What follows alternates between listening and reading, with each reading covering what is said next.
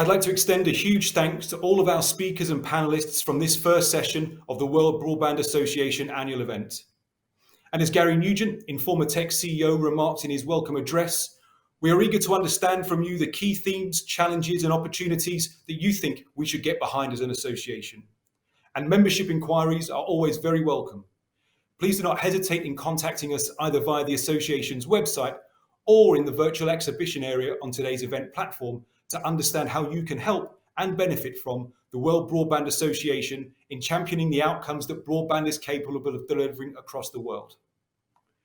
Please do rejoin us for our second session, when we will be joined by speakers including Bjorn Capens, Nokia's Vice President for Fixed Networks in Europe, another association founder member. Martin Kriener, who spent over a decade as President and CEO of the TM Forum, and whose strategic thinking has informed the association since its inception. Julie Kunzler, Chief Analyst for Broadband Access at Omdia, will join us, whilst Paul Lamb will provide a perspective on bridging the digital divide and the opportunity to digitalise infrastructure from the Asian Infrastructure Investment Bank. And Peter Bell will join us again, the Network Technology Director from Openreach, as we have another lively panel debate. We look forward to seeing you then.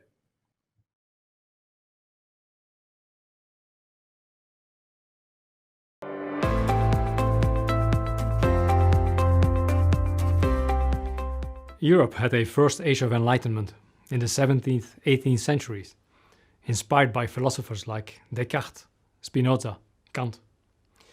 Today, Europe has entered the second age of enlightenment, as fiber has become a priority everywhere. Now also Europe is moving, the whole world is rolling out ultra-broadband networks. Fiber rollouts got stimulated upon the arrival of challengers, new entrants aiming to grab their share of the ultra-broadband business. Investment funds direct heaps of money to laying out fiber infrastructures, trusting it will bring prosperous return. Fast. Because fiber brings unlimited capacity to the benefit of economies, education, entertainment, to everything. Communication networks are life. Needless to remind how the COVID pandemic has only accelerated ultra-broadband demand, leading operators who had already rolled out fiber in big volume to date to upgrade their networks to higher sustained fiber speeds. I will talk about Nokia's fixed network strategy, which in fact encompasses the 4 key trends in the fixed broadband access industry and logically drives our portfolio evolution. We refer to our strategy as Broadband Zero, and it has 4 easy-to-remember pillars. Number 1, Zero Left Behind is about connecting everyone and everything. It involves using fiber and fixed wireless solutions to connect every home and every building. It means using meshed Wi-Fi to connect everyone and everything inside the home, because it makes little sense to boost the capacity of your last mile if people suffer poor Wi-Fi experience beyond the doorstep. It helps operators design, deploy, and operate networks. Number 2, Zero Limits is all about innovative technologies that defy the laws of physics and enable new use cases and new business cases. It focuses on evolving to 25 gig for business services and 5G transport. It brings new app-enabling devices in the home to support new services and revenue streams. It provides smart approaches to making fixed wireless with millimeter wave affordable. Number 3, Zero Touch focuses on automating and optimizing the network. And number 4, underpinning all of this is zero waste. The benefits of broadband for individuals and society cannot be underestimated. But if we don't find new ways to deliver these benefits sustainably, the ICT industry will never be part of the solution. And that would be a huge waste of opportunity. I will now double-click on these trends. Let's start with Zero Limits. 20 years ago, we saw fiber standards come and go, until GPON became dominant and remained for over a decade. Now we are at an important turning point. Accelerated by the COVID pandemic, the transformation of GPON to 10 gig PON with XGS-PON technology has started and will dictate the agenda for the next years. And even 25 gig PON is possible now. With it, you can offer true 10 gig symmetrical offerings to business customers and optimize the cost of 5G small cell transport. By the way, the discussion really isn't about 25 gig versus 50 gig. 25 gig is about better 10G, and the beauty is, you already have it on your 10 gig network. Customers like Proximus, Openreach, Delta Fiber, KPN, Telecom Italia, they've been exploring the possibilities that are brought by deploying 10 gig and getting 25 gig.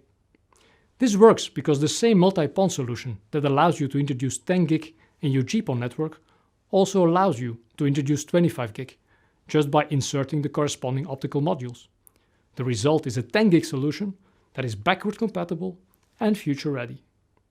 And what about the future? Well, this year we conducted a trial with a new passive optical network technology with Vodafone that can deliver speeds up to 100 gigabits per second on a single wavelength, making it 10 times faster than the most advanced networks available today. 100 gig PON won't be commercialized anytime soon, but it does illustrate the runway of fiber networks. The great thing about fiber is that we can just keep increasing speeds. Once you build a fiber network, it will last for generations. To say that home technology has been turbocharged by the pandemic would be an understatement. The pendulum will swing a little, and we're bound to see an enthusiastic return to the office when that's possible. But long term, home working, along with home entertainment, education, and more, will continue to increase from pre-COVID levels. Are we ready? What about the challenges of introducing new applications? From enhanced privacy and VPN services to essential cybersecurity for small office and home office workers, gamers, and others, without having to update the broadband device's firmware. Nokia is proud we have launched our new application containers for service providers recently. These give service providers pretty much the same flexibility to install new applications as we've all become used to in installing applications on a smartphone. Nokia's application containers create monetization opportunities for CSPs. And they're great for end users too, because they save having to install these apps on every client device. Imagine introducing deep packet inspection actually in the CPE. Imagine implementing a firewall on the CPE itself to halt an attack at entry before it even goes to the network. Imagine being able to implement slices on the CPE to prioritize Wi-Fi traffic. The application containers present a vast range of opportunities. We support application containers on some of our premium broadband devices. This includes certain residential gateway ONTs, our newest FastMile 5G gateway, and the Nokia Wi-Fi Beacon 6. On top of the mesh middleware, we build an abstraction layer to make the application containers lightweight. That's an improvement on virtual machines that have their own operating system on top of the host operating system. The application support function allocates the right resources, like CPU and memory, and creates the runtime environment for the containers. Our service provider customers will have an app server, just like the App Store on a smartphone, to host the containers, which will come from expert third-party developers, like F-Secure or Broadpeak. Using an automatic configuration server, the service provider can then install or uninstall apps on the end user's broadband devices through simple commands. For service providers looking for a way to win back a part of the services market that is now largely held by hyperscalers like Google, Amazon, and Apple, this is an exciting and lucrative opportunity.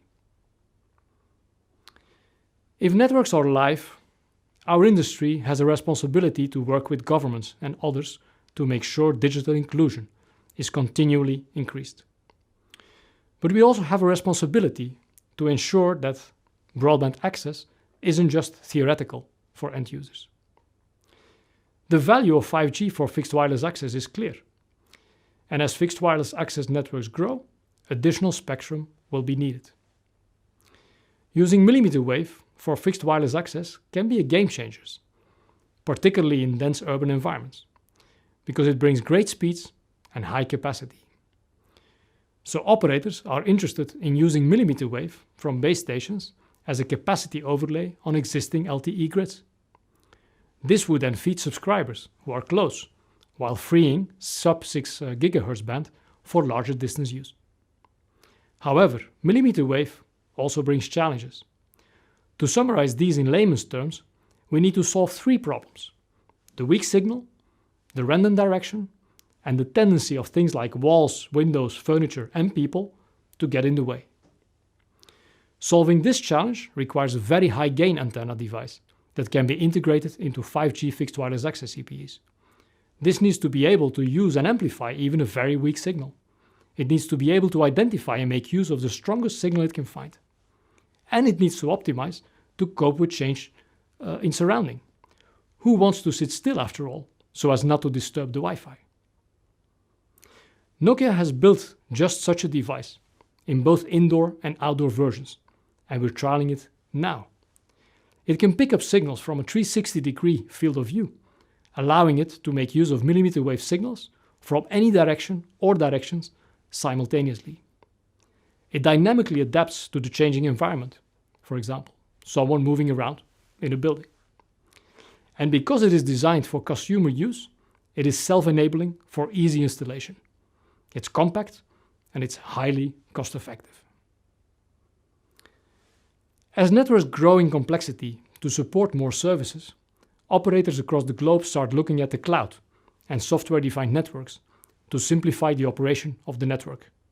Think of zero-touch provisioning, intent-based configuration, making abstraction of technology layers and vendor mix, or even the more advanced network slicing.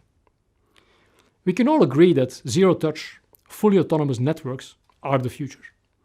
However, getting there from here is not so easy. New network builds are one thing, but how should we deal with the millions of broadband connections that are already in the field today?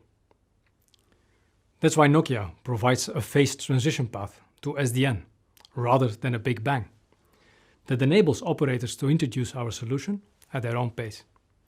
And it enables specific use cases that make sense in a multi-vendor network or a multi-technology environment supporting FTTH, FTTX, and 5G. Intent-based networking allows us to do things differently. It puts the customer before the network, evolves service-level agreements to service-level autonomics, and puts operators in complete control of their SDAN evolution path and speed. As an industry, we in ICT might feel quite pleased with our environmental record. Maybe we think about heavy manufacturing, chemicals, or even transportation, and consider ourselves quite clean. Unfortunately, the truth is rather different. According to the European Commission, the ICT industry is responsible for about 2% of global greenhouse gas emissions. That's the equivalent of all air traffic. Looking deeper, we can see that the vast majority of those emissions come from power consumption in use. So let's start there.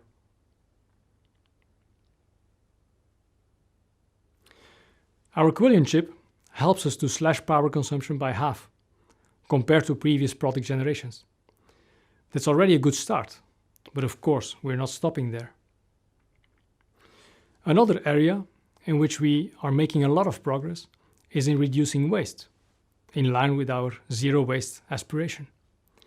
We are optimizing the packaging materials we use, which makes for more efficient transportation, reducing our overall carbon footprint. We're also investigating new kinds of environmentally friendly packaging, including biodegradable and recyclable materials. Finally, we're stepping up our design for recycling. For example, our new beacons have just 4 major components. They can be easily disassembled, and 70% of the parts, they can be recycled. But there's more.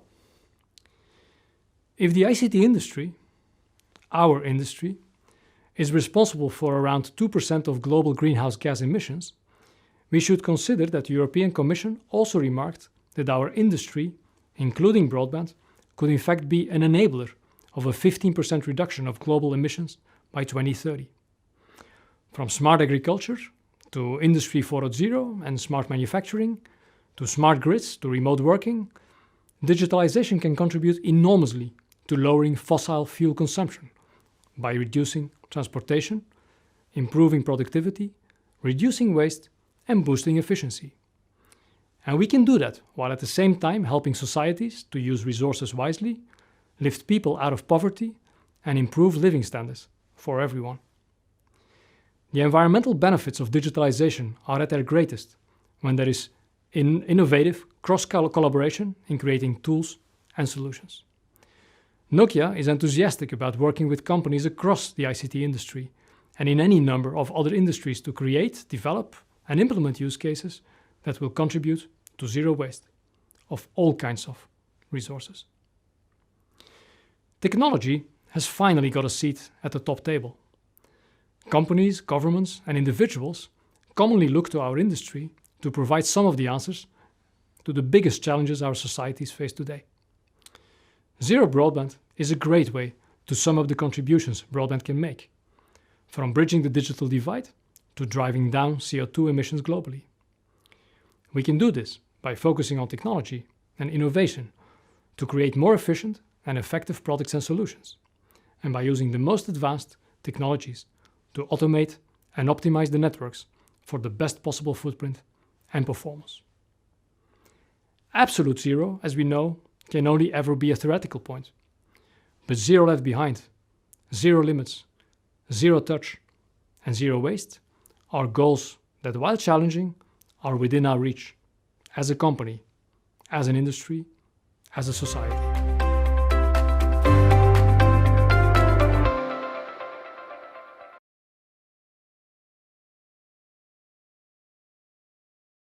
Welcome to my presentation on next-gen fiber access technologies and why the opportunity is now. My name is Julie Kunzler, and I'm Chief Analyst at Omdia, covering broadband access infrastructure.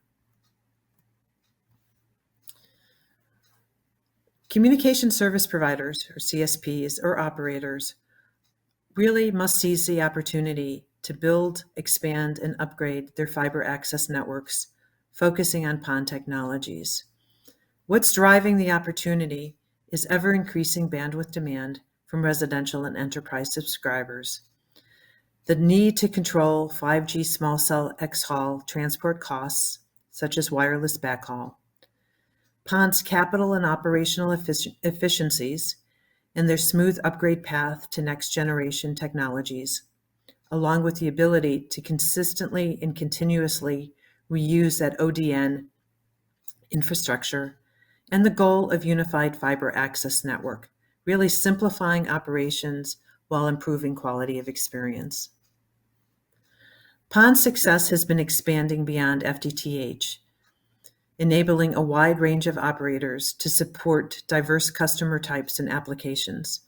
Historically, PON was used for fiber to the home and really a best efforts situation. And for some operators, many years ago, beginning to future-proof their network.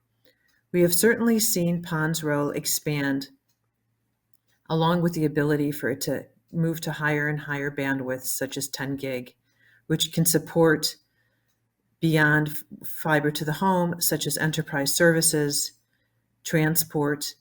We've seen many new types of operators, what we call the overbuilders, adopt PON very rapidly. Many of them have chosen to use 10 gig to build larger and larger pipes to support more and more retailers.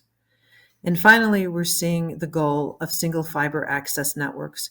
We've certainly heard a lot about fixed mobile convergence at the services layer, but now we're really seeing it at the network layer, the desire for operators to try to have as much traffic as possible on a single fiber access network.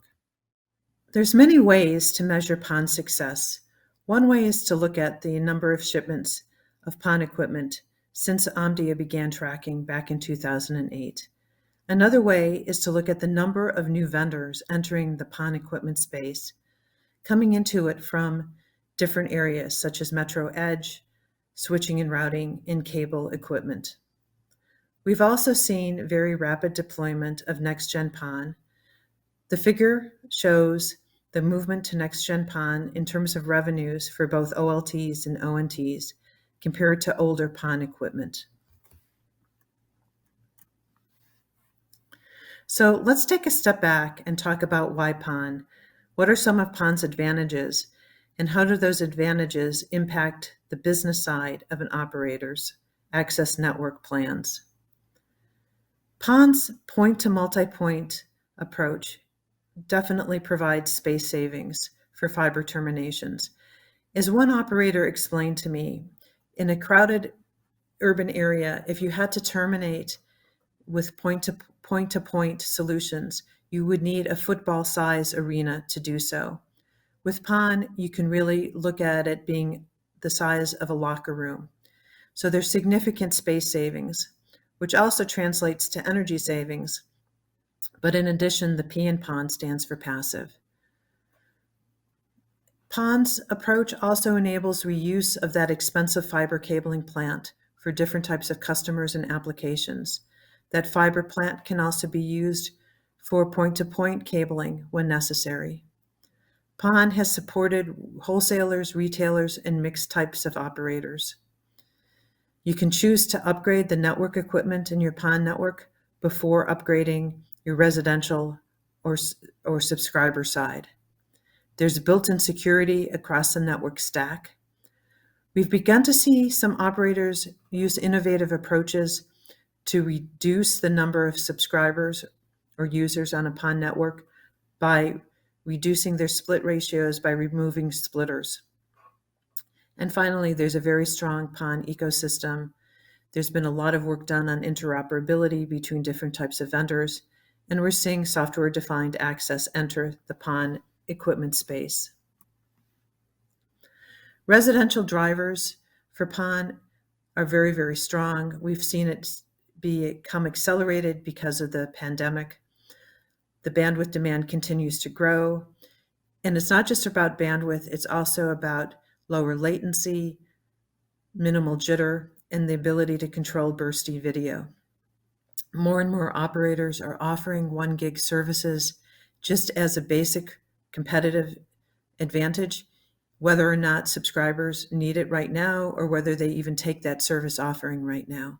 So one can really see the growth in bandwidth demand by the subscriptions that we are forecasting.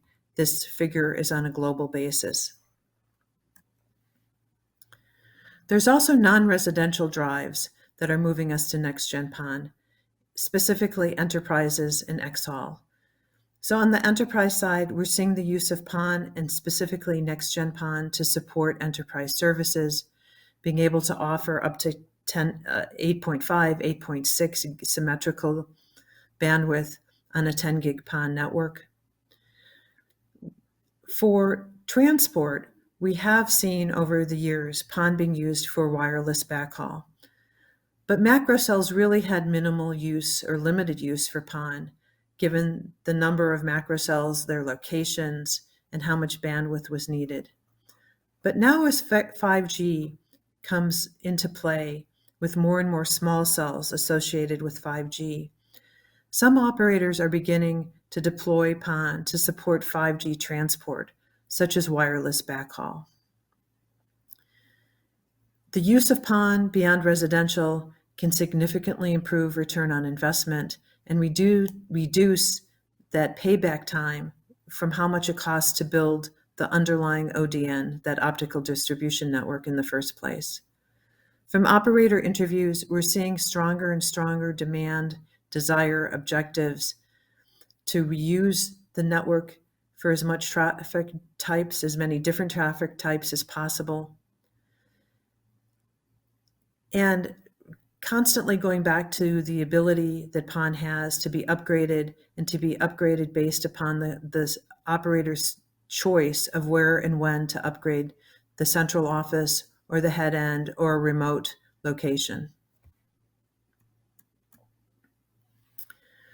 So we're seeing a strong shift to fiber in developed countries. There's significant investment right now in fiber-based access network infrastructure in Europe, in North America, in countries in Asia Pacific. There's acceptance The fiber access is needed for both wireline and wireless networking. Let's remember that wireless traffic, wireless data is offloaded to wireline as soon as possible. Different operators are definitely facing different challenges regarding fiber access networks, such as labor costs, zoning laws, regulations. But the cost of fiber access is continuing to decline, while the goal of unified access networking is gaining mindshare. We're also seeing a strong shift to fiber in developing countries. Some of this began to happen more than 10 years ago, as the cost of upgrading older copper or coax networks was just really costly, and sometimes the copper would be stolen. Numerous countries are developing and deploying fiber access networks, taking advantage of their lower labor costs at times, low-cost financing options, and PON's infrastructure use for non-residential subscribers and traffic often enables those operators to then offer the fiber network to residential users that pay lower tariffs. Numerous cable operators in developing countries are actually skipping costly DOCSIS upgrades, such as those to 3.0 or 3.1, and are moving straight to fiber access using PON. And numerous telcos sort of look at the fiber access network as almost like a land grab opportunity, that the operator that first comes in and builds a very good fiber access network has the large pipe and has the opportunity to really take advantage of the ownership of the fiber access network for themselves, and if they're a wholesaler, for numerous retail customers that they might have, or if they're both, using it themselves and wholesaling that network. Thank you very much.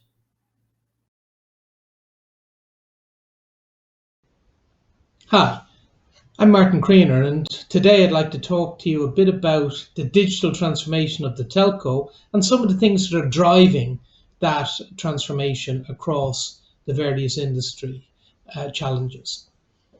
My name, as I said, is Martin Creener, and I've been with the industry a long time, working in all different aspects of the telco industry, from most recently as President and CEO of the TM Forum, but also working in telcos such as BT and suppliers such as Motorola. And I also work a lot with the emerging digital economy so that I can understand some of the changes that are happening within the broader digital economy and how they may impact on the future of the telco industry. And I also have written a number of books in this area. Most recent book is around the digital transformation challenge of the telco, called Transforming the Telco. And at the center of that book is this concept that digital transformation is complex. And when I say complex, I think about it in terms of 10 distinct journeys that the telco needs to progress through in order to achieve digital transformation. I grouped them into sort of 4 groups. There's a set of journeys around a whole area of technology, such as the shift of the infrastructure from proprietary infrastructure to an infrastructure that is around more autonomously managed virtualized infrastructure. But there's also a shift around how we think about security. We need to transform as companies how we think about data, and also how we open ourselves up through APIs to other industries and other partners. There's a set of transformation journeys around digital services, and you'll hear a lot of discussion around the new types of services that are emerging. But also, we're increasingly hearing discussion around how telcos can engage with ecosystems and better work out how to use those ecosystems to enable them to get into other vertical industries and offer services in those industries. There's a set of journeys that I call the operations journeys, and these are really around the challenge of how do you change how the company runs, how do you change the culture and skills and organizational structure, and then very importantly, how do you change the business models that we use to go to market. And then finally, there's a set of journeys around the whole area of customer experience and customer engagement. And that splits into 2 aspects. One is, how do we engage with our own customers? And secondly, how do we engage with the new channels to market that we are all beginning to work with in order to sell services that go beyond the traditional connectivity offerings. And as an industry, we're progressing reasonably well on digital transformation. I've been developing, keeping a scorecard in digital transformation over the last sort of 18 months or so, and looking at which journeys are we progressing well on and which ones are we progressing poorly on. We're certainly progressing well in the whole customer engagement aspect. We're progressing pretty well on the aspect of the virtualized economy and the virtualized autonomously managed infrastructure. And there's some other areas where we're going pretty well. I think there's a lot of progress in terms of new digital services. However, there's other areas that we're progressing very poorly on, such as offering new business models, and our ability to shift and change into brand new business models has been quite poor. So I tend to view it as a mixed bag, some good areas and some areas that need a lot more work. And the drivers for digital transformation are really, it's not just the latest fad. These are driven by solid and difficult financial challenges that the telco is facing. And I pick on three key points that I often talk about here in this box in the top left-hand side of this chart, where I talk about the total shareholder return over the last 5 years for the telco industry has really been lagging other industries. And Bain did a study of the progress of the telco during the pandemic and the sort of returns that shareholders were getting. Even though we were hugely dependent on the telco industry, what we found was telcos weren't getting a great financial return compared to, say, the semiconductor and electronics industry, the media industry, technology industries in general. And the investors tend to be relatively agnostic as to whether they're investing in telco or investing in something else. And when they see this sort of discrepancy between the type of return they can get in some industries versus the return they can get in the telco industry, it does make them think about whether to continue investing in telco or to shift money out. Similarly, they're seeing the return on invested capital. The chart on the right there, McKinsey has produced a very good analysis of the return on invested capital versus the cost of that capital. And it used to be that for every dollar you invested as capital in the telco industry, you were getting about $6 return. That's now dropped down to you're getting no better than $1 return for the dollar invested. And that's quite a worrying aspect for the investors as well. And then finally, we're seeing this as a factor which is changing the behavior of investors. So we're seeing the dividend yield is rising in the telco industry. Back around 2007, it was on average about 3%, and about 10 years later, it had risen up to an average of about 7%, and even higher in some companies. And dividend yield is essentially investors taking the money out of the company rather than leaving it there to reinvest. So there's lots of financial challenges that are threatening the future, I think, of the telco industry. And that's why digital transformation is one of the key aspects that we need to look at. And there's been a lot of studies in my most recent book. I did a lot of analysis of where the upside for digital transformation would really sit. And that's kind of split between opportunities to reduce the cost and improve the efficiency and agility, and also opportunities to grow revenue. And in general, the analysis has been done by the World Economic Forum and other areas tends to show that digital transformation could potentially offer about a $1.6 trillion upside. So there's opportunities there and there's plenty of challenges. And one of the aspects that I'm beginning to see with digital transformation is the emergence of a new era of connectivity.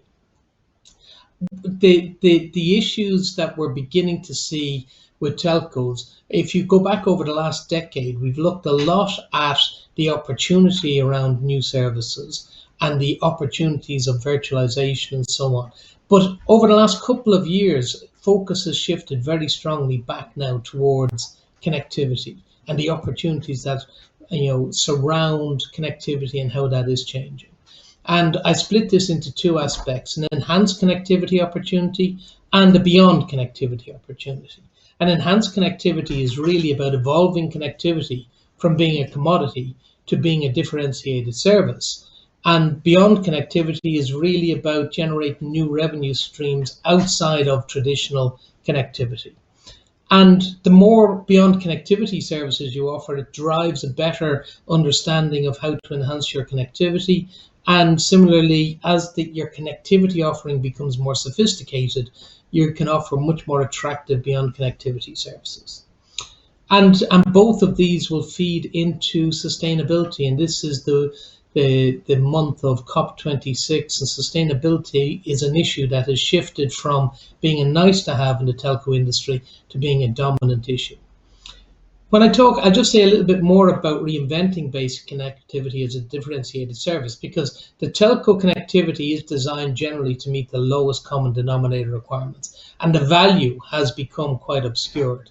So enhanced connectivity is really all about increasing the value of connectivity services. And we will do that really by the whole area of delivering connectivity in a cloud-like elastic fashion, offering differentiated capabilities, differentiated by security or latency or bandwidth, a shift to dynamic pricing and business models. So we're selling, rather than just a one price fits all in connectivity, we're selling it based on how urgent the demand is, similar to how Uber works or how Airbnb works. And similarly, we're looking at on-demand connectivity, so people can ramp things up and switch them off as and when they need them. And then we also need to create some sort of seamless global connectivity one-stop shop. When we're looking beyond connectivity, telcos are rising to the challenges supporting new multiple business and consumer services. And those split between B2C and B2B. In the B2C world, we're seeing things like the emergence of the importance of gaming or home sport, or of course entertainment services and streaming services. In the B2B world, we're seeing the rapid growth of the importance of smart manufacturing, smart health, and smart agriculture, and connected car, and so on. And then there's also a kind of an intersection point between B2C and B2B around areas like smart stadiums and AR/VR, where they have B2B opportunities surrounding them as well as B2C. And of course, to be successful in these new services, one of the essential things you need to understand is ecosystems. You need to understand what is and what isn't an ecosystem, how do they work, and which ones should I engage with, or which ones do I need to join, or even which ones do I need to create. And there's been a lot of really good work done in London Business School on this area, looking at both the definition of ecosystems themselves and how to identify what type of ecosystem you're going to get involved with, but also then understanding a methodology for how to map your own engagement with ecosystems. And the model on the right-hand side brings you through a process of understanding the competitive environment, understanding which areas you really want to invest in, identifying which partners you want to work with, and building up a governance model for how you will work with those partners and how you will share the value that's generated. Work there. The whole area of platforms is becoming increasingly important. Industry-specific platforms are beginning to emerge. If you think about how platform business models have dominated the B2C world over the last decade, with Apple and Google and Facebook and so on, there's a general belief that the platforms will also play a hugely important role in the B2B world. And the question of who will dominate those platforms is still an open question. Will it be dominated by the likes of Google and Amazon and Microsoft Azure, or will the vertical industries control their own platforms? And that is an open question, but my belief is that the vertical industries are putting a lot of effort into this. And wherever the vertical industry platforms go, communication is going to become a really important part of it. So telcos need to establish a secure value-added connectivity position in these platforms, not just as a commodity, but as a sophisticated connectivity offering, and then layer on top of it a number of beyond connectivity capabilities. So as we progress into this world where beyond connectivity is important, and as well as enhanced connectivity, what we tend to find is that all of the arguments and all the discussions come back to some aspect of sustainability and the importance of sustainability. The telco industry is driving a very big level of CO2 emissions across the globe, but 2.6% of global CO2 emissions are associated with the telco industry, the supply side and the telcos themselves. And similarly, the industry is a major contributor to 40 million tons of waste electronics per annum, 80% of which end up in landfill. But the telco industry has been working on a lot of specific areas in order to help this as well, both in terms of what I just talked about in B2B, in how the telco industry is helping change and digitally transform other industries, and that is driving a sustainability benefit in those industries. But also specific actions that it's doing in order to enhance its own CO2 emissions and its own power consumption and its own levels of waste. And BCG has produced a very interesting sustainability index that I'd encourage you to look at, because it's trying to track how telcos are genuinely progressing on sustainability, and that looks at it across four aspects of commitment. Is the pay of the CEO related closely to achieving certain sustainability goals? The energy consumptions of the telco, the circular economy engagement of the telco in terms of recycling of batteries and reuse of plastics and so on, and also customer enablement in terms of how is it driving the digital transformation of other industries. So that was a rapid run through a number of the key issues of the telco and how it's facing today. In summary, I think digital transformation is embracing multiple journeys. They all need to be considered as part of a single strategy. Some are moving faster, some are moving slower. New era connectivity strategy is emerging across many different telcos with slightly different words in different companies, but ultimately it is all a push to try and increase the value of connectivity and how it is offered to the customer. And sustainability is playing a very important role in that. And then finally, platforms and ecosystems. You're going to hear a lot more about them over the coming months and years. Thank you.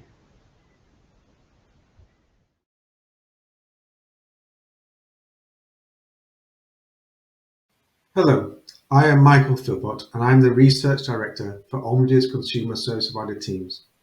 For a majority of us, broadband access has now become an essential service to everyday life. However, one thing COVID-19 has taught us is that with broadband, it's not just a matter of being connected, because if that connection is of poor quality, then you will also be limited to what you're able to use that connection for. In order to maximize the benefits of broadband for all, therefore, it is essential that we as an industry continue to invest in broadband infrastructure so that all countries move towards gigabit societies. Utilising Omnia research, together with some early findings from the new World Broadband Association survey of operators and enterprises, this presentation highlights the needs for and importance of this continued investment, together with a view of key areas where service providers need most help in order to stimulate further deployment of advanced broadband technology.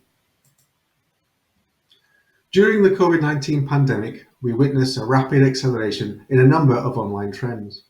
Many of these will not revert to their pre-pandemic levels, and it's going to be interesting to observe how that impacts society in the longer term. Of course, with any change in behaviour, there are always positives and negatives, as well as winners and losers. But certainly from a consumer point of view, there are some significant benefits, some of which we're already starting to see materialise from these changes. Just one example is the rapid increase in people working from home due to lockdowns.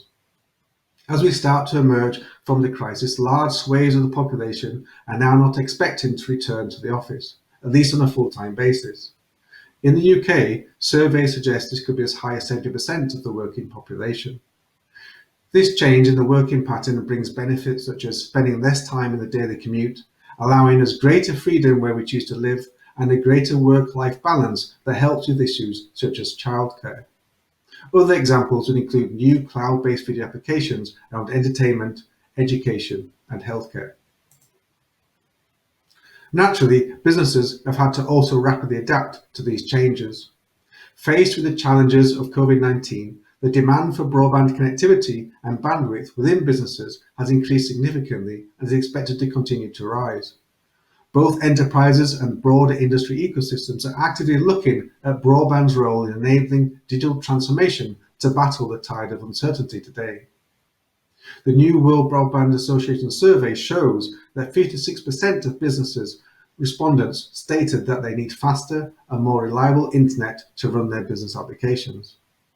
The ability to create meaningful customer experiences will also hinge largely on connectivity, and 56% of survey respondents also indicated that they need faster and more reliable internet to meet their customer experiences and also to remain competitive. As I mentioned earlier, with change there's always winners and losers, but overall the move to greater digitization at a country level is a positive one, as it has been proven that increasing broadband penetration increases business innovation and drives both GDP and labour productivity, not to mention all those social benefits that I discussed earlier. Due to the pandemic, therefore, there is now fresh and I would say a stronger spotlight back on the topic of the digital divide. Whenever we talk about the digital divide, we always explore charts such as this, which show a relatively optimistic picture with the connected population increasing from approximately 50% in 2019 to 70% in 2026. The rest of the conversation is then normally focused on how we connect the remaining people, and that is understandable given all the benefits that broadband brings. However, what is less discussed but is of equally importance is what makes up that line. How are people being connected? Because as mentioned before, with broadband, quality is very important. For example, the EIB calculates that for every doubling of broadband speed, then GDP will grow by a further 0.3%. Moving forward, therefore, when talking about the digital divide, we should really analyse this more detailed chart that shows not just the unconnected population, but how the connected population are being connected, whether they are mobile only or also have access to fixed broadband services, and if so, by what speed. By viewing the world through this lens, we can actually see that the digital divide isn't shrinking at all, but if anything is getting wider. For example, by 2026, there will be more people in North America connected to gigabit broadband services than the whole of the fixed broadband population of Africa. If we wish, therefore, for every member of our society to have the same opportunity, then it is vital that all countries move towards 100% gigabit societies. Of course, broadband quality is not just about speed. There are a number of characteristics